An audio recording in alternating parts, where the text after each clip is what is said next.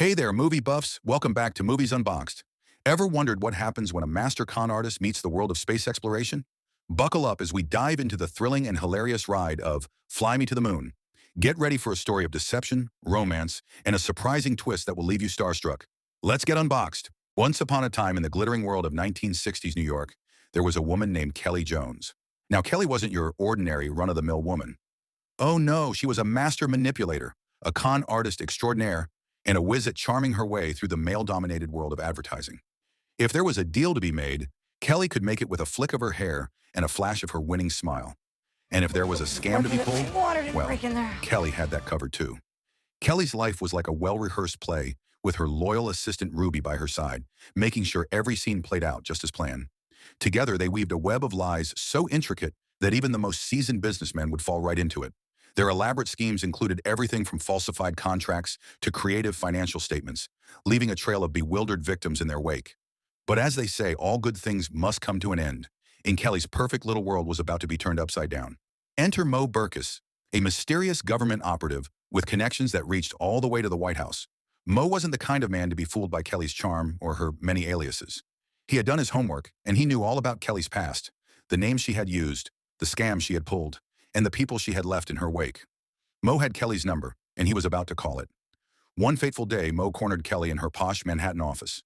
The room was adorned with plush velvet curtains, polished mahogany furniture, and an array of high-end gadgets that screamed opulence.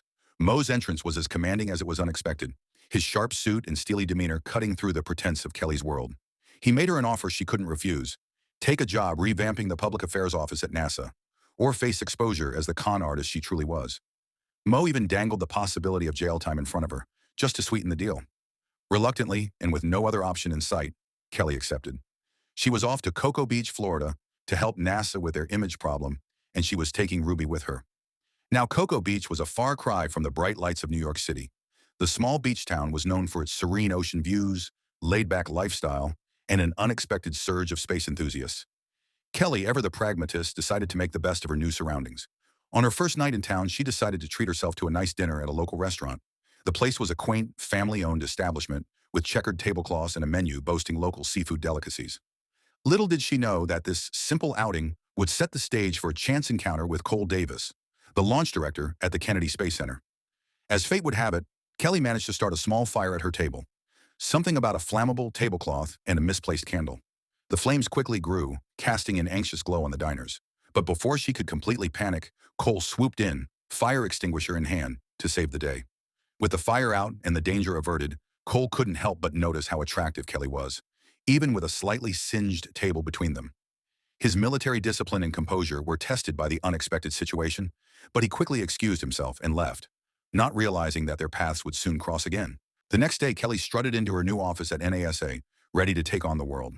The office was a stark contrast to her previous work environment, filled with space posters, blueprints of spacecraft, and a palpable air of seriousness. When she came face to face with Cole, who was utterly shocked to see her there, it was clear that this job was going to be more complicated than she had anticipated. Cole was a serious man, a Korean War veteran with little patience for nonsense, and he wasn't exactly thrilled about Kelly's grand plans to bring corporate sponsorships and actors into NASA's image campaign. But Kelly wasn't one to back down easily. She knew how to get what she wanted, and she wasn't about to let some grumpy rocket scientist stand in her way. So she pushed ahead with her ideas, much to Cole's chagrin. Despite their constant bickering, Kelly's efforts began to pay off. Congress started to take notice, and soon NASA's funding was on the rise. Kelly's innovative approach included bringing in high-profile celebrities to endorse NASA's missions and integrating eye-catching advertisements into mainstream media, transforming NASA's public perception from a staid governmental agency to a dynamic, forward-thinking organization. Then, just as things were starting to look up, Mo came back into the picture with a new, even more outrageous demand. He wanted Kelly to stage a fake moon landing, just in case the real Apollo 11 mission didn't quite go as planned. This Project Artemis, as Mo called it, was top secret, and Kelly was to keep it that way, especially from Cole. If anyone found out about the plan, it could spell disaster not just for Kelly, but for the entire space program. With no choice but to comply, Kelly enlisted Ruby and a commercial director named Lance Vespertine to help her pull off the most elaborate hoax in history. Lance was a flamboyant figure in the advertising world, known for his extravagant ideas and theatrical flair. Government agents were cast as the astronauts, and a soundstage was set up in a NASA warehouse, complete with fake lunar landscapes and a mock lunar module. The attention to detail was meticulous, from the faux craters to the simulated low-gravity effects. It was all so absurd, so over the top, that even Kelly had to laugh at the ridiculousness of it all. But beneath the laughter, she couldn't shake the feeling that she was in way over her head. Meanwhile, Cole was busy with his own work, planning every detail of the upcoming Apollo 11 launch. His dedication to the mission was unwavering, and he couldn't understand why Kelly was so determined to meddle in it. But as they continued to work together, Cole began to see another side of Kelly, one that wasn't just about lies and manipulation. Slowly but surely, the ice between them started to melt. He noticed how she had a knack for inspiring others and how her charisma could light up even the darkest of days. Their interactions shifted from contentious arguments to moments of genuine collaboration, as Cole found himself reluctantly admiring Kelly's resourcefulness. Their relationship took a turn during a trip to Louisiana, where they were tasked with convincing Senator Vining, a staunchly conservative Christian, to support NASA's funding. The senator's office was a grandiose affair, decorated with patriotic memorabilia and religious iconography. Cole, a man of science, wasn't exactly thrilled about discussing religion, but he knew it was the only way to win Vining over. So he opened up about his own beliefs, explaining how he saw science and religion as two sides of the same coin. His heartfelt words did the trick, and Vining agreed to back the space program. On the flight back to Cocoa Beach, the tension between Kelly and Cole finally boiled over in the form of a passionate kiss. It was a moment that caught them both by surprise, but neither could deny that something was brewing between them. The kiss was a turning point, marking the shift from adversaries to something much more complex and intimate. Back at NASA, however, the weight of Project Artemis was starting to take its toll on Kelly. She couldn't stand the thought of lying to her friends and colleagues about something as important as the moon landing. The guilt became too much, and she decided to leave town before the launch. But just as she was about to make her escape, Mo showed up at the airport, his timing as impeccable as ever. Mo wasn't about to let Kelly off the hook that easily. He revealed that the fake moon landing wasn't just a contingency plan, it was going to be broadcast no matter what. The LM camera had been sabotaged, and Mo was determined to use Project Artemis to ensure that the United States came out on top in the space race. It was a plan so devious, so underhanded, that even Kelly was horrified. She realized that Mo's machinations were far more sinister than she had imagined, and the stakes were higher than ever. Knowing she couldn't run away from this, Kelly returned to NASA and confessed everything to Cole. Her past, the fake moon landing, all of it. Cole, though clearly shaken, agreed to help her set things right. They rushed to fix the LM camera with the help of engineers Stu and Don, two dedicated NASA employees who had always been skeptical of Kelly's motives, but were willing to help when it counted. They worked tirelessly, their faces illuminated by the harsh lights of the repair bay, barely managing to get the camera operational before the Apollo 11 launch. But there was no time to test it, and they could only hope that it would work when it mattered most. As the world watched the Apollo 11 mission unfold, Project Artemis was set into motion. Cameras rolled on the fake moon landing, but something wasn't quite right. During the moonwalk, Neil Armstrong's voice crackled over the radio, hinting that the camera might be dead.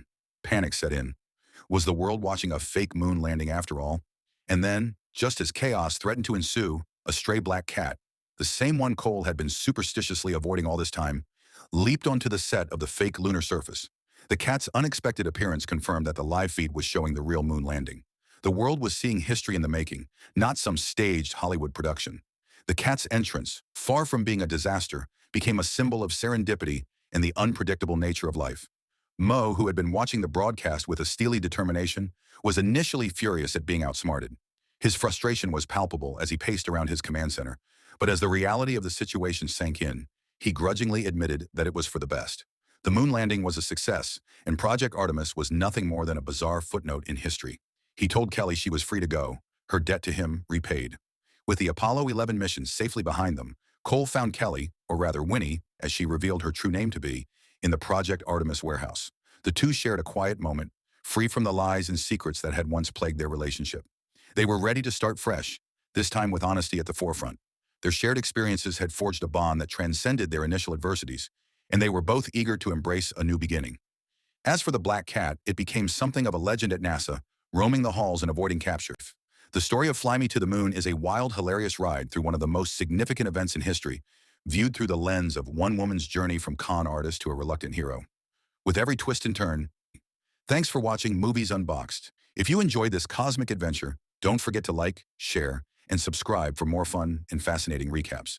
Drop your thoughts and favorite moments in the comments below, and stay tuned for our next unboxing of cinematic gems.